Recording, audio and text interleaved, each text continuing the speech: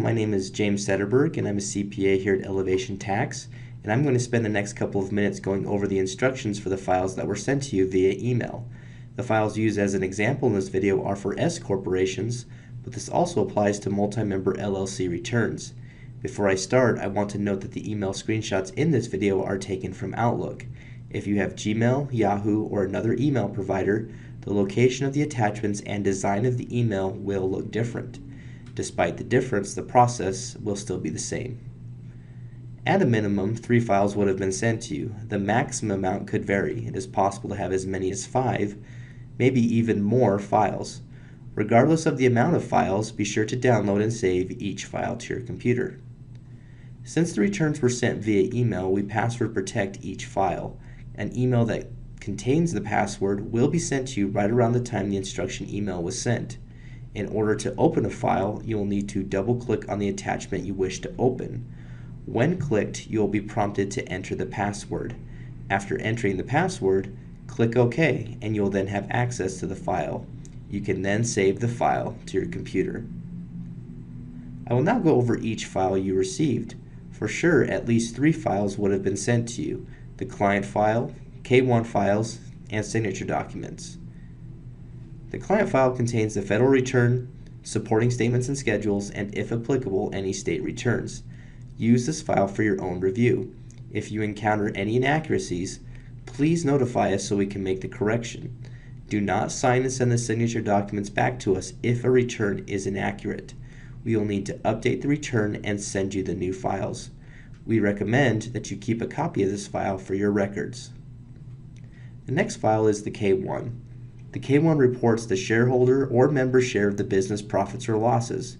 Please distribute the K1 to each shareholder or member as it will be needed to complete his or her individual tax return. Here are 2 examples of Form K1. The K1 on the left is for an S corporation. On the right is the K1 for a multi-member LLC. Separate state K1s may also be included in your file. The signature documents are the tax forms that you will need to print, sign, and send back to us. When signed, the documents give us the authority to e-file your returns to the taxing authorities. Depending on your state, you may have either 1 or 2 forms to sign. On this slide are a couple of examples of signature documents. On the left is Form 8879-S. On the right is Form 8879-PE. Form 8879-S is for S corporations, and Form 8879-PE is for multi-member LLCs. You'll see one of these forms in your file depending on your entity type. If your state requires a separate signature document, that form will be included in your file. If so, the state form will look very similar to the federal form.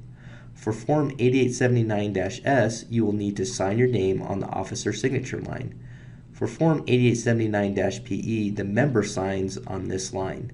An officer or manager will also be asked to sign the state form. Once signed, send the form or forms back to us so we can e-file the business return. The 2 most common extra forms are vouchers.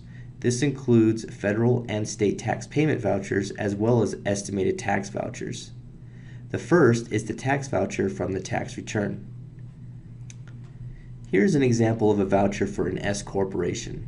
Although this is for the state of California, other vouchers, including federal and other state vouchers, will look very similar to this. Multi-member LLC vouchers will also look similar to this voucher. The top portion gives instructions as to how payments should be made and when payment is due.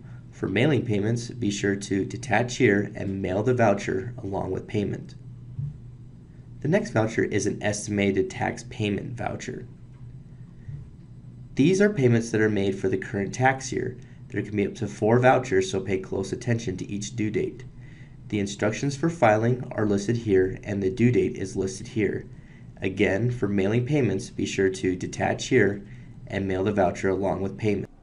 If there are other forms that are part of your file that are not included in this video, those instructions will be located in the body of the email.